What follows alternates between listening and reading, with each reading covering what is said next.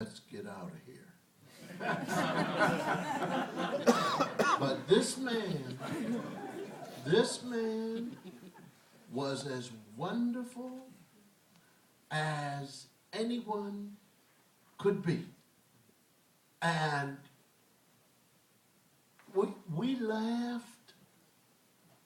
There were times when poor Sheldon, that's how we had to say his name, because Bob and I would get tickled about something, and then our wives had trouble with us, because whenever we would go out, we would just look at each other and just start laughing and talking, and our wives didn't know what we were saying. They were happy to go out, but then they weren't happy to be with us. I'm telling you, this guy was absolutely an amazing, amazing person. And that's all he ever told me. He'll never say, let's get out of here. Well, we're going to look at one scene from I Spy, and so much of the success of the show was the chemistry that you and him had on screen. So I want to show a scene where actually you do a little bit of stunts, you do a little bit, it's a fight scene in a hotel room. I don't know if you remember it, but... Yes, I remember. Okay, so that's 46 years ago. 46 years ago, I remember every punch. But anyhow, we'll show the first clip. This is from I Spy. This is from the first season in 1965.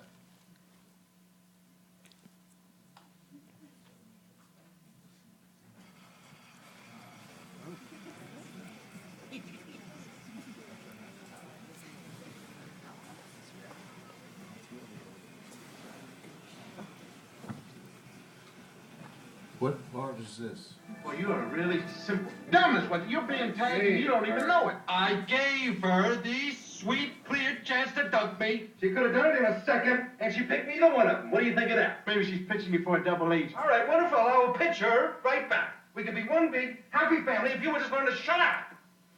You're going down to that room and have dinner with her alone. Oh, gracious me. I thought I would, yes, unless you'd like to bring several witnesses. I'll bet you $100 that that room is full. They are. Well, you are really dumb.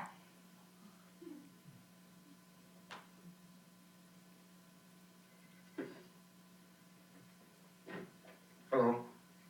This is Mr. Scott.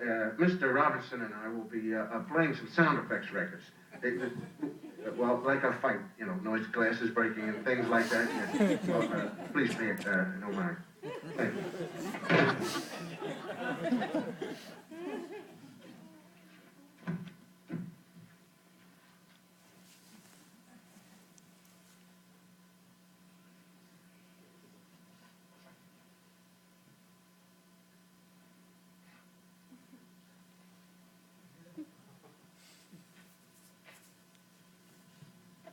You kid.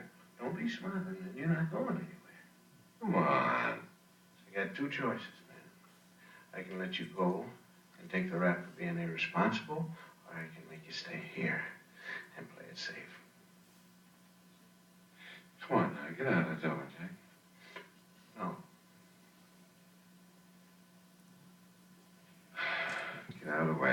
No, man. Hey, come on now. Scotty! Come on, get out of here. I said no, didn't I?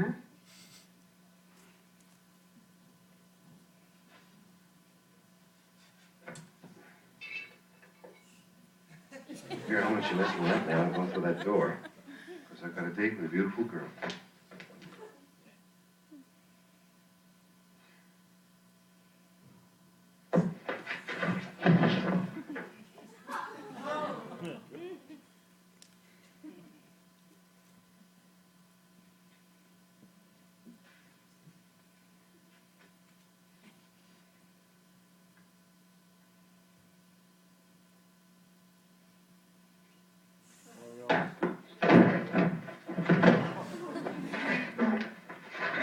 Hi, oh, my friend's back is itchy. It's difficult trying.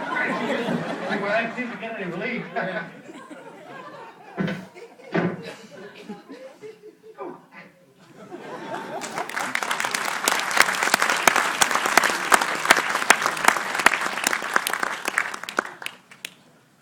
By the way, those of you who admired the show, we did things. We paid tribute to Laurel and Hardy. If any of you see the show again, you will hear Bob call me Stanley and Ollie. We paid tribute to, especially, Humphrey Bogart, Yeah. Treasure of Sierra Madre. Right. We would say things like Fred C. Dobbs. And we also cursed, just using letters. There is a scene where you're both tied up in straitjackets, and he says, "That's another fine mess you got us into." That's Laurel. He loved that. He loved saying that because he loved Laurel and Hardy. We loved Fred C. Dobbs. They're. What are you doing, huh? You don't have medication, do you? Anyway, the fun was that we were inside. Also, I had no thoughts whatsoever that would lean towards anything except having fun with this guy as my friend. And there's a scene in a helicopter. And I said to I had my gun, and the guy's flying the helicopter, and Bob's in trouble. And I said, you take this thing down. Yes, we can. Take it down. Well, I said, take it down. He said, why do you want to go down? And I said, and I was just all the way back to the days of radio and stuff like that. You know, in Heroes, I said, because he's my friend. I love that. One thing I want to ask about the show is this scene that we just saw. He's trying to go out on a date with a woman that you know he shouldn't trust. He dated a lot of women in the show. The character.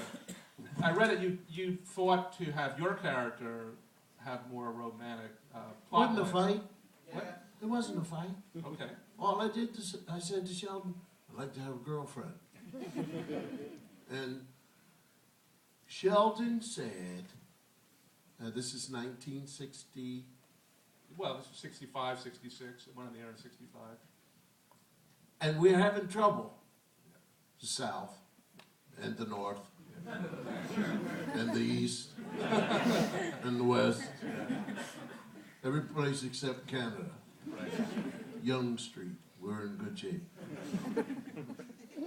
And Sheldon said, the reason why we don't want you to really fool around with women too much is because of the stigma on the colored guys.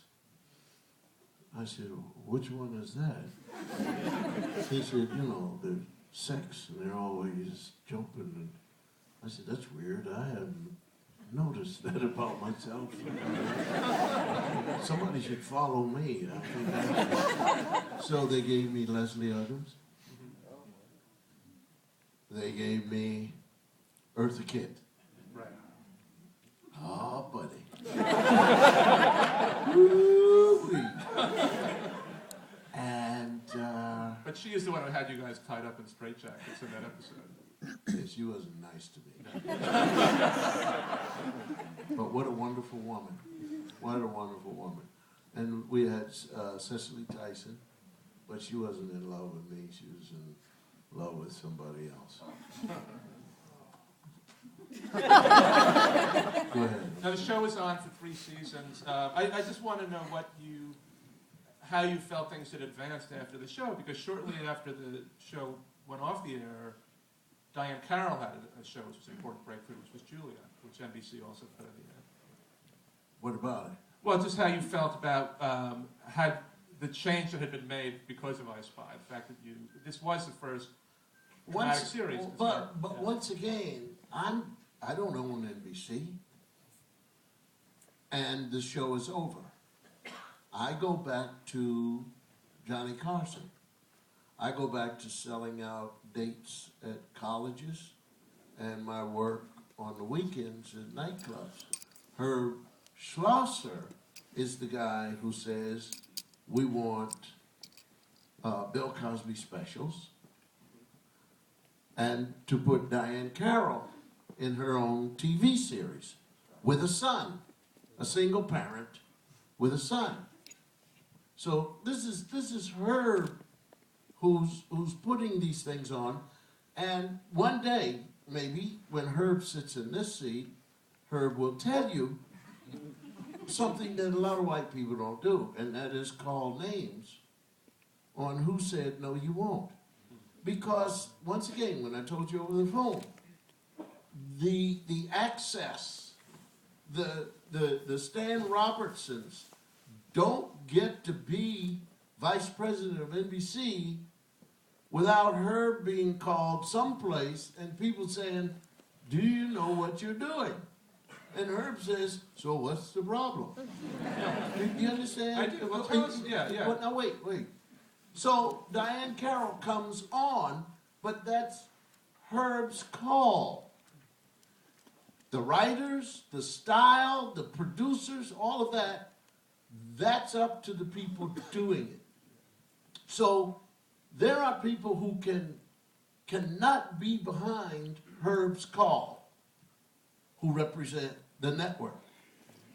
And all kinds of things go out. And everybody hears anything that anybody says, no matter what color. I mean, there were people who looked at Diane Carroll and said, where did she get those wigs? She said, well, everybody else has wigs, but it just gets to be anybody listening, anybody talking. But there's this man, Schlosser. I work. He gave me a contract for specials.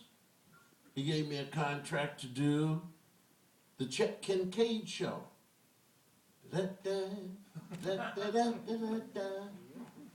I'm a teacher, school teacher, and I got into trouble because they wanted me to do this with a laugh track. And I said, I want the people to look at it and laugh when they want to. I don't want to. And people at NBC said, no, we want a laugh track. And some people couldn't wait. But I still had good ratings.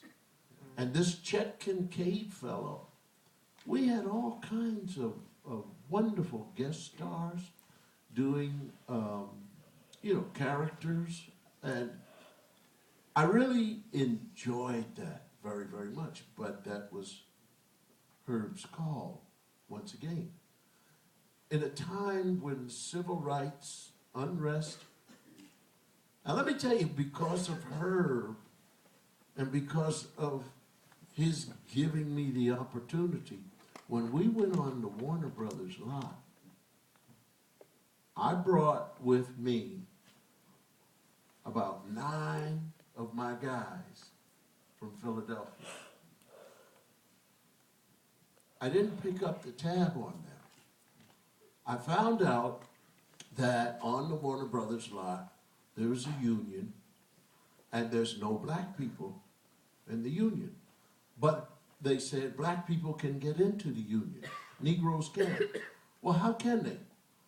Well, first of all, whatever department you want them in, you put that Negro or colored person or one of you people on the line, and then you will pay full pay to the person who is learning, and you will pay the white fellow who's already in the union. So for that, many people backed off, except Camille Cosby and Bill, who said, let it roll the dice. And so for 2 seasons, we put about 48 people, black people, in the union.